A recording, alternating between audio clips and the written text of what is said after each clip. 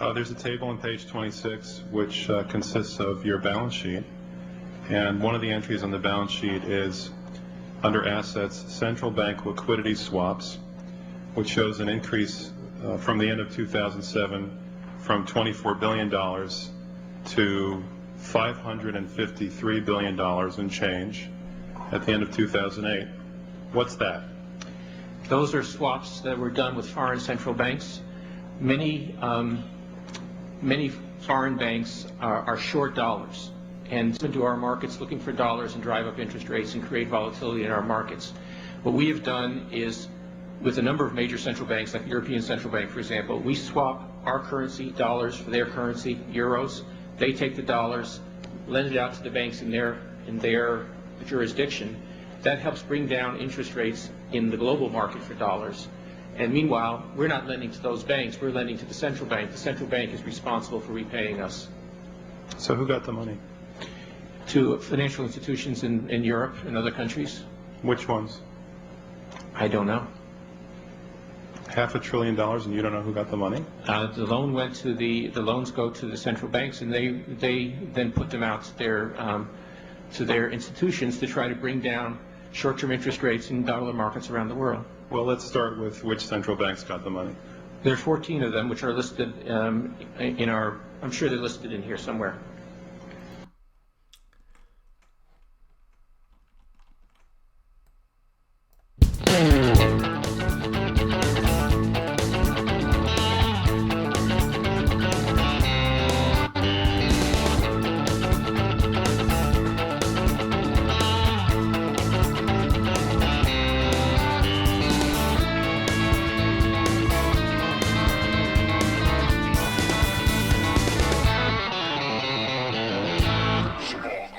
Hello and welcome to another Smaulgld live stream. Today is Tuesday, the 1st of October, 2019, and tonight's topic, REPO. How the Fed works with foreign banks to implement monetary policy. REPO has been on lots of people's minds over the past couple of weeks, ever since the Fed instituted a repo facility to add liquidity into the markets. Today I did an interview with Silver Doctors, with Mike, and we discussed this. And I've been discussing the repo market. I've done at least 2 or 3 videos on it, and I'm complaining about how people are characterizing what's going on. And I thought tonight what I do is go through a bit more nuts and bolts explanation of the repo market. And clearly there is room for speculation whenever the Fed acts. But I think people are speculating from a very low knowledge base, and they're just speculating on top of speculation rather than speculating on top of facts. So let's take a look at this repo market. That introductory, if you missed it, that little clip there between Representative Grayson of California and then Chairman Bernanke will become clear as to what's happening now with what happened then in the end of 2008. But the real issue is what people, I think, are missing. And it's no secret, but it is somewhat, you would think, of an outrage if you would think that the U.S. Federal Reserve would be serving the United States interests. This ties into some of the complaints Trump has about the Federal Reserve, that it actually acts to serve international banking interests, as if it is in charge of, and to a certain extent, it is in charge of making sure that the international financial system, the international banking system, works. And the reason for that is the system that is set up ever since Bretton Woods. People think that was a gold standard. It really wasn't. It was a dollar standard backed by gold. All they did was substitute. They took the gold out of it. But gold, I say gold, I say silver. But when the dollar is the center and you have the world's reserve currency, it is somewhat the steward for the rest of the world, because the world works on dollars, and they borrow dollars, they need dollars, and so on. So I'm going to try to make it clear as to what's happening, or what I think is happening, and we'll get your thoughts at the end on in the repo market and what the Fed is trying to do. So I've got a few direct source quotes from the New York Fed. That's the one that does the most of the heavy packing and lifting for the Federal Reserve, directly from their website, what the repo market is and what they're trying to do with the repo market. And when we see this, we're also going to take a look at who they work with. Now, who they work with is very interesting. They work with banks that are called primary dealers. So let's just take a look at this list. Let it burn into your head some of these names.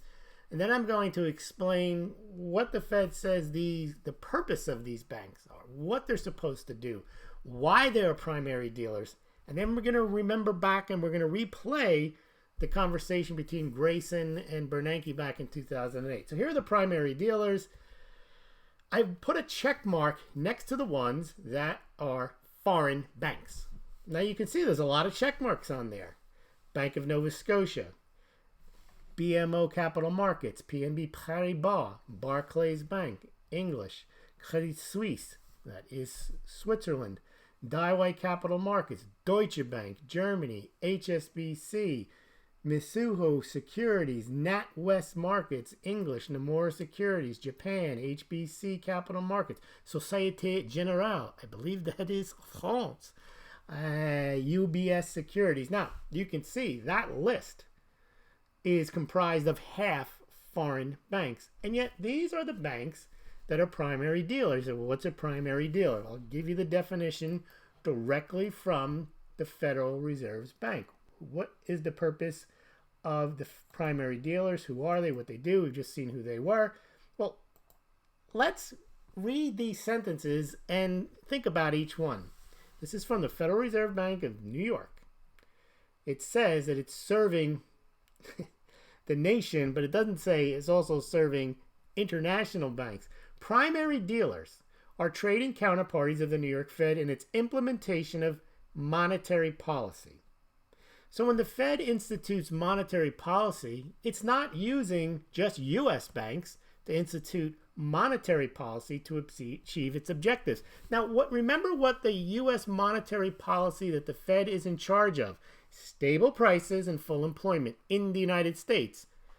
But because the dollar is a reserve currency, I believe they've taken it upon themselves that monetary policy has to impact the rest of the world because it also impacts the United States. So these primary dealers, half of them are trading counterparties which the New York Fed uses to implement monetary policies. Cliche, but let that sink in. They're also expected to make markets for the New York Fed on behalf of its official account holders as needed, calling upon foreign banks. You talk about collusion. They have written on their website, this is what they expect foreign banks to do, and to bid on a pro rata basis in all treasury auctions at reasonably competitive prices. So they're kind of counting on them. They're saying, listen here, primary dealers, you want to be a primary dealer? We want you to bid on treasuries. We want you to buy treasuries, and then you do what you want in your own country with them. You can on-sell them, do whatever you want. But this is essentially the role of the primary dealer. Half of them outside the United States. All right? Now, specifically, let's just see, as I mentioned, what the New York Fed says its purpose is. It is to serve the second district. That is, they have, I think it's 12 Federal Reserve districts. Maybe it's 13. I think A is Boston, B is New York. That makes it the second. C is Cleveland, D is Richmond. I don't know. I don't have them all memorized. But there's 12 or 13 Federal Reserve banks, the second one being New York. The reason I say A, B, C, D, that's how they're, if you look at a Federal Reserve note, you'll see on it, generally, I'm pulling out right now, you'll see on it the letter, and that'll indicate which Federal Reserve it came from. So I is, it looks like Minneapolis, Minnesota. A is Boston. F is Atlanta. And B is New York. So B is the second one, or the second letter. Okay. But it says serving the second district and the nation, and as I was pointing out, and serving the world. Because now, let's talk about repo and reverse repo. We're going to focus more on repo. The reverse is just the opposite, where the Fed sells instead of buys. But it says here, the New York Fed conducts overnight reverse repo operations each day as a means to help keep the federal funds rate in the target range set by the Federal Open Market Committee. Now, what's happening is, remember, the Fed just, quote, lowered interest rates. And they don't really lower rates. They lower the benchmark, and then they expect the markets to somewhat benchmark off of that. Well, what happened a couple of weeks ago was the overnight repo rate went skyrocketing to 10%. Now, why did it go to 10%? This is where all the speculation comes in. It means a recession. No, I don't think it has anything to do with meaning a recession. I think it has everything to do with a dollar shortage. And the speculation I have is that it's a dollar shortage overseas. So, in this repo market, the reason the interest rates skyrocketed was there was not enough, quote, liquidity available in the market, meaning that these primary dealers did either not have the cash or were not willing to accept the collateral that was being put up in order to loan the money, and because of that, it went to 10%. I do not believe that there's a lack of assets to put up for collateral. I believe that the primary dealers, perhaps the ones especially in Europe, don't have the available dollars to lend. And that's what caused the crisis, or not the, well, I guess it's a crisis, it's a liquidity crisis, and that's what caused the Fed to have to jump in. Now, that in and of itself is not shocking to me because the Fed has been at this game forever, but in the last 10 years, they've really stepped up the intervention. You don't just print $4 trillion, take interest rates down to zero, the rest of the world then borrows a lot of money. The rest of the world does QE, borrowing in dollars, printing in dollars. And then all of a sudden the Fed decides, well, we're not going to do that anymore. We're going to raise interest rates and we're going to shrink our balance sheet. Well, do you have a problem then? You then have a lack of liquidity. And if it's euro dollars, which could be any offshore, overseas countries that need dollars, they ain't there. And the primary dealers are expected to have them to loan overnight, and they ain't got them. Well, that's where the Fed jumps in. It doesn't signal, to me, any economic issue. It signals a financial system issue, which unfortunately ties into the economics because the economic situation has been orchestrated to be reliant upon the financial system. So it is somewhat correct to say it's an economic issue, but it doesn't mean that there is a real recession on the horizon the way they measure it. It means, in this case, that the central bank, because of its intervention over the last 10 years, the last 5 years, the last 2 years, the last 6 months, everything they've done has created the need for them to be always involved in the markets. They can't just inject $4 trillion into the markets. They can't just expect the rest of the world to borrow trillions of dollars in dollars, and then they're just going to start raising rates, and then all of a sudden, after they raise rates for 2 years, they're going to lower rates and expect everything is just like it before. It's not going to happen, and so now you have this imbalance. And they had to step into this repo market, and let me read from the website again. The New York Fed is authorized by the FOMC. This is where I'm mentioning how the New York Fed is the most important Federal Reserve Bank to conduct repo and reverse repo operations to the extent necessary to carry out the most recent FOMC directive. Well, clearly, if the directive was to get interest rates down to the 2% range and they went up to 10% in the overnight, it's messing with their plan, so they have to step in. The New York Federal Open Market, they have a trading desk, executes these repo and reverse repo operations. So they describe repos as conducted only with primary dealers. Again, let that sink in. We just showed you the primary dealers are. So the Fed wants to keep interest rates in accordance with their directives, accordance with their monetary policy, as Mario Draghi would say.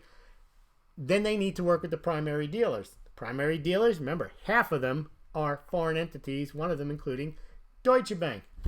Reverse repurchase agreements, known as repos, are conducted with, and then reverse repos are conducted with primary dealers and an expanded set of reverse repo counterparties. There's some other counterparties in addition to the primary dealers, and that includes banks, government-sponsored enterprises, and money market funds. Then they mention the history of them, that they used them prior to the financial crisis to adjust the supply of reserve balances and to keep the federal funds rate around the target level established by the FOMC. So they're doing this because they have to do it because of what they've already done and because of what their policy is. None of this is market driven. it's market driven to the extent that this is how markets react when the Fed intervenes. And when the Fed intervenes, other things happen, and then they have to intervene again. So I don't take any signals from this. The signal I take away from this is the entire financial system has been totally pushed out of whack, out of kilter by central bank intermeddling, largely the Fed, but also the other central banks taking their lead from the Fed and also doing QE and doing all types of zero interest rates, negative interest rates. This creates, and then having each bank have to buy treasury securities, but they don't necessarily have the ample amount of cash. So many of these banks, at least in the United States, I believe are adequately capitalized, and maybe even they're able to, not in the aggregate, but individually make their overnight loans in cash, but they rely on, the whole repo market relies not just on U.S. banks to have the cash, but also relies on the foreign banks to have the cash. Maybe they're the ones, because they're in this whole dollar shortage situation, maybe they don't have the cash. So rather than the Fed just loaning money directly to, which they did in the financial crisis through euro swap, dollar swaps during the financial crisis, maybe they figured they just open this whole thing up to all the banks. Now, this is where you can speculate. We don't know. We don't know if it's three of the biggest banks that don't have the cash to lend. We do not know which of the primary dealers are not able, or in the aggregate, we know they can't meet the demand. But we don't know if it's because all of a sudden some of the larger foreign banks, or some of the larger foreign banks and one of the U.S. banks, are unable to meet this demand.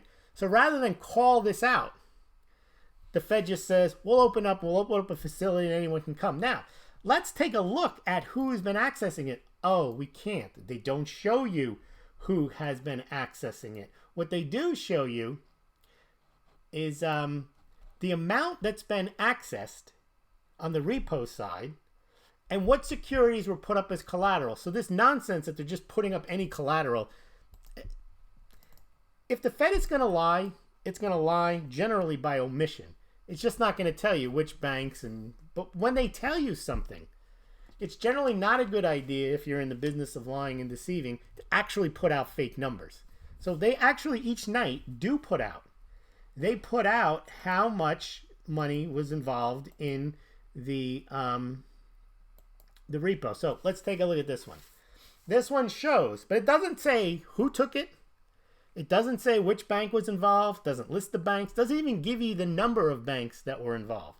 It just says that on September 18th, I think this was the first or the second day of this overnight repo operation that the Fed conducted, they sent out $75 billion. Now, it's somewhat of a misnomer to say, but 80 billion, they wanted 80 billion and they only got 75 billion. Well, that's because the Fed rejected 5 billion worth of collateral. Now, the repo market works on, you can't just bring them garbage securities. These have to be higher class securities. And generally, they're treasuries, which are U.S. Treasury bonds, agency securities, which would be like Freddie Mae and Fannie Mac, I can't even think of the names, Freddie Mac and Fannie Mae, government-issued agencies, and then mortgage-backed securities, which are backed by mortgages. Now, they have a bad name because during the financial crisis, all of those mortgage-backed securities were rounded up into what they thought was AAA-rated paper, when in fact they contained many bad mortgages. And so when a few of them went bad and they all went bad, then the idea of packaging mortgages together is, yeah, a few can default, but if you've got hundreds or thousands of them in the portfolio, you're going to get pretty much the rate of interest that you promised, because most of it's going to come in. Problem is, if 10% of the portfolio fails, then you're in big trouble. Now, we know why, in retrospect, even some people knew when it was happening that these would fail. If you saw The Big Short, is because a lot of these mortgages were based on liar loans, ninja loans, no income, no job, and so on. Well, today we do know that the lending requirements for mortgages have really been tightened up. There's far fewer of these types of loans out there. So one can take some greater comfort that mortgage-backed securities that are issued today that have an agency rating of AAA are probably a better bet than they were back in 2005, 6, and 7. Okay, so that was the first day of the repo. They did 75 billion. Let's look at another day on the collateral, and that was September 18th. Let's take a look at... Okay, so this one is yesterday, or today's, and you can see the mortgage-backed security amount is lower. The total amount is lower. It's about 54 billion. We don't know who's taking this out. It doesn't say, but the bulk of this round, this latest day, is treasuries, a little bit of agencies, and some mortgage-backed securities. Now, some are questioning these numbers. They're saying, well, hold on. Do these banks really have this much in treasuries? Yeah, they do. I think JP Morgan, at least I checked, just JP Morgan has like 50, 60 billion in treasuries. I didn't get a chance to look at all the 29 banks, but I'm sure as part of their capital structure, they hold 10, 20, 30, 50 billion worth of U.S. treasuries, especially if they're primary dealers and they have to be dealing in these things. I'm sure they have them. So I don't think they're faking these numbers. And remember, this is just overnight, and then it goes back the other way on a reverse repo. And the agency, they don't seem to be putting those up as much. And recently, it looks like the mortgage-backed securities aren't coming in as much. Now, this is not the same thing as QE, where the bank, the Federal Reserve, is going to buy these securities from the primary dealers. Now, in QE, they're not going to buy treasury securities from primary dealers. Why? They're going to buy newly issued ones. They'll buy them from primary dealers, but they'll be newly issued by the U.S. government, and they'll just add those to the balance sheet. The mortgage-backed securities, these are presumably, they're not buying them, but they're also presumably not toxic. So this is not a bailout. A lot of people are calling this as some type of bailout. The Fed is acting as a pawn shop, and they're just taking all these bad assets off their balance sheet. I do not think at all that's what's happening. I think what's happening is these banks, or some of them, possibly Deutsche Bank, don't have the cash because they're not buying them. They're doing a repo. So they have to come up with the collateral in order to get the cash, and I think that's what's happening. I don't think there's any reason to lie about that. That's not to say in the future they may not buy toxic assets, but I don't think there's anything to indicate that the banks have loaded up with toxic assets and now they need the bank to bail them out, because they wouldn't do it on the overnight basis. Now, if indeed this is just they're lying straight through their teeth, well, okay. But the point is, we at least have something to go on. They're showing us each day what they're throwing up as collateral and how much they're accepting it. And at face value, not knowing anything else, I'm going to accept that until something else happens. And as I say, clearly you can speculate on what they're not telling you. And what they're not telling you is which banks are putting these up. We don't know. It could be one bank. Well, let me tell you why I think it's not one bank. Because if you look at the reverse repo, this is strange. They tell you how many counterparties are involved on the reverse repo. Now, it's not, in this particular case, on the first day, it was only 4. Now, that could lead you to believe that it's 4 banks that have problems. Or 4 banks that needed a temporary liquidity. Because then the next day, they flipped them back. The Federal Reserve, the Fed then sold securities rather than purchased the securities overnight. They sold them overnight. But the most recent one is now up to 18. Now that could just be, hey, if you're handing out, loans that we can then go ahead and get that cash and then loan it for a higher percentage rate, then we're going to have at it. If you can make a few basis points, then I would say all the primary dealers might want to jump on this, whether they need it or not. So when people say, oh, now it's like up to 80 million, or now it's up to 80 billion, or 70 billion, or 50 billion, there must be a real problem. No, it must mean that these banks realize that if the Fed is handing out a very favorable overnight, and all you have to do is put up collateral that you have, then take it. Why not? So we don't know who's involved, whether they need it, whether they're just profiting from it, or whether how much each bank is taking. That we don't know. That leads you to say, oh, that it could be something with Deutsche Bank. Could be. Deutsche Bank could have been and has been, the big lender in the overnight market, keeping liquidity and euro dollars going, and they go, I ain't got it anymore. And now, the problem with all this is, if it is indeed that, then what we're looking at, we're looking at the Fed basically acting as the world's bank. And the question is, are you okay with that? So let's go back now and listen because, well, let's read what the Fed says. And then we're going to listen to Grayson and Fed Chair Bernanke again. Primary dealers are trading counterparties of the New York Fed in its implementation of monetary policy. The Fed relies on foreign banks. Now, these aren't central banks. These are foreign banks for them to implement monetary policy, which is right now they're trying to get the Fed funds rate to be at 2%. They can't have the overnight repo rate at 10%. Now, they could be using the idea that obviously they can't have that, but there could also be that these European banks, maybe they do need to be bailed out or at least have liquidity pushed in. Who knows? This is what we don't know. And then it says they're also expected to make markets for the New York Fed. This is the quid pro quo. This is where these banks, as I say, there's a relationship between these too big to fail banks and the Fed. They work together. And they have to work together, and they've been working together. This isn't new. This is my point. This doesn't signal a recession in my mind. You can have a recession anyway. This just signals that there's an imbalance in the banking system because the Fed has created an imbalance. The European Central Bank has created an imbalance. The Bank of Japan has created the imbalance. The Bank of England, People's Bank of China. All of these central banks have done so much intervention, there's no way they can keep everything all in line. So, again, primary dealers are expected to work with the Fed in implementing their monetary policy. They're supposed to make markets for the Fed. Then they're supposed to bid on Treasury auctions. All right. So let's go back and listen to what happened back in. It's all on the table. This is none of this is new. This isn't shocking. This isn't speculate. Well, it is shocking, but it's not speculation. We just saw how it's on the Fed website that they use, and they list them. They're not hiding it. They list the primary dealers. Half of them are foreign central banks, and they mention what the purpose of all this stuff is.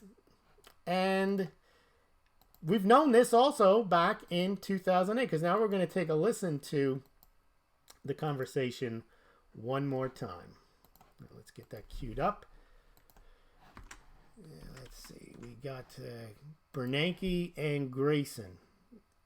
And Grayson is asking Bernanke, I see on your balance sheet, you got 24 billion, and then it goes to 500 to who? Who is this going to? Listen to the answer.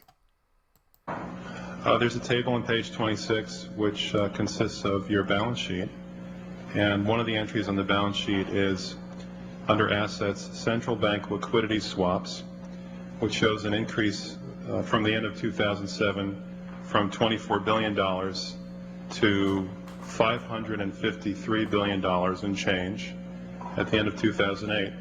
What's that? Those are swaps that were done with foreign central banks. Many foreign banks are short dollars and come into our markets looking for dollars and drive up interest rates and create volatility in our markets. What we have done is, with a number of major central banks, like the European Central Bank, for example, we swap our currency, dollars, for their currency, euros. They take the dollars, lend it out to the banks in their jurisdiction. That helps bring down interest rates in the global market for dollars. And meanwhile, we're not lending to those banks, we're lending to the central bank. The central bank is responsible for repaying us. So who got the money? To financial institutions in Europe and other countries. Which ones? I don't know. $500 billion, and you don't know who got the money? The loans go to the central banks, and they then put them out to their institutions to try to bring down short-term interest rates in dollar markets around the world. Well, let's start with which central banks got the money. There are 14 of them, which are listed I'm sure they're listed in here somewhere. Okay. Now, what a lot of people take from that, because they're just on, I want to bash the Fed, and I understand why people want to bash the Fed, is the Fed handed money out to a bunch of banks and we don't know who they are. What an outrage. That's not what was said. The important thing you should take from that was not that the Fed doesn't know which banks got it. It doesn't need to know. The point was that the Fed works with either primary dealers, and we know who they are. We just showed you the list. I'll put them back up on the board here.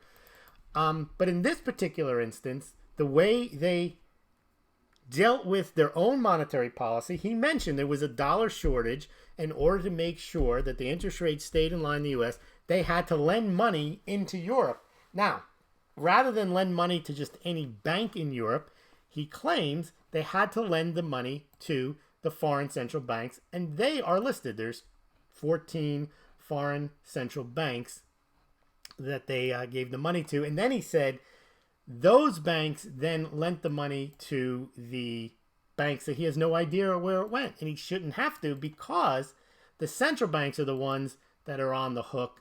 They're the ones who borrowed the money or did the swap with the Fed. So that's what was going on back then is going on right now. Now, you could say, well, the parallel is the same. We had a financial crisis back then through a dollar shortage, and now we're having a financial crisis because there's a dollar shortage. Well, each dollar shortage is different in its own way. Yes, it all does factor around the amount of debt. And there's the strength of the dollar, there's the amount of dollars that are required. So yes, indeed, there are similarities, but it's not the same thing. There was back then you had a liquidity crisis because none of that debt was being paid, that mortgage-backed security debt, because the people couldn't pay their mortgages. We don't have that today. We have other issues in the system, but the main point to take away from this is that the Fed works with foreign central banks, works with foreign central banks, as we heard Bernanke say, when they work directly with them, and then they deal with their dollar issues directly from the foreign central banks. But there's a permanent situation where the Fed deals with foreign too big to fail type banks through these designated primary dealers. Now, we do not know which of these primary dealers are the big utilizers, big consumers of the repo facility. And now you can speculate all you want, and I think it's good to speculate. It could be that, my guess would be that, and again, this doesn't really have to do with necessarily, well, Deutsche Bank needs a bailout. I think that's a separate issue. I think it has to do with any bank that needs to lend dollars in an area where dollars are needed, euro dollars, is probably going to need to use this facility. Now, it doesn't mean because you're a U.S. bank that you also are not involved in this market. So we really don't know which banks are involved in this market. Now, when they do the reverse repo, they do show that, it's interesting, they show how many banks are involved, but they don't list them. And then when they do the repo, they don't say which banks are involved. They don't even say how many banks are involved. What they do tell you is the amount of securities that were put up, the amount of securities that the Fed agreed to do the loans on, and that's all we know. So we can speculate, but I like to speculate from at least some type of historic knowledge of what's happened in the past and what the Fed actually says they're doing. If you want to start with, I can't believe anything the Fed says, well, then you just have to believe what any knucklehead on YouTube says is happening. And I'm not willing to go there yet. I'm willing to think that the Fed tells us something. I'm also willing to believe that the Fed hides a lot of things. But I'm not going to start with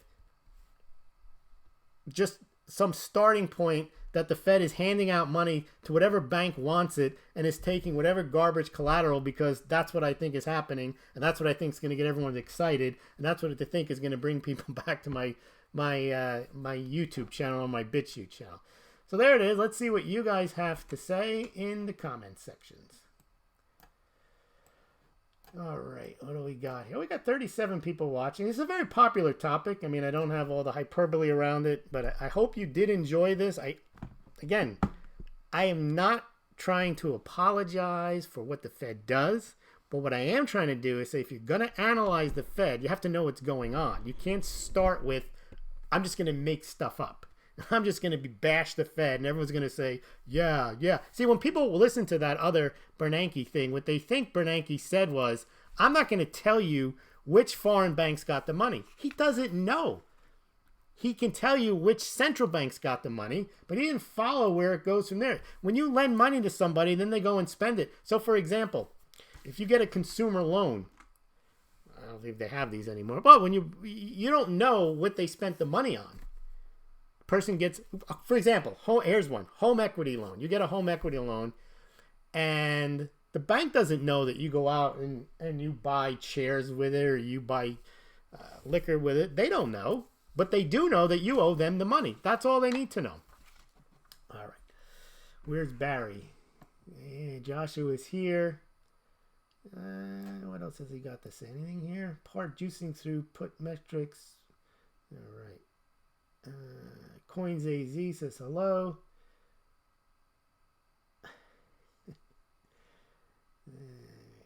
Joshua. It's an economic issue. By an economic issue, I mean valuation hologram complete with HFT ion cannons array capable of vaporizing an entire nation's GNP in a single volley. We hack ourselves into the legitimize the end of privacy. All right, now he's talking about tariffs. Joshua Roberts says, LC is a national treasure.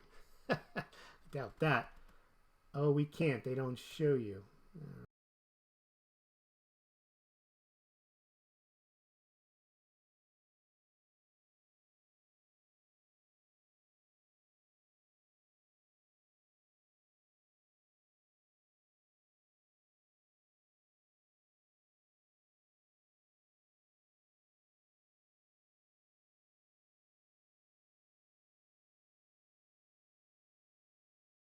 Nope, stream is complete and they're now uploading this thing here. Oh well. What can you do? I mean, I'm streaming, but I'm not. All right.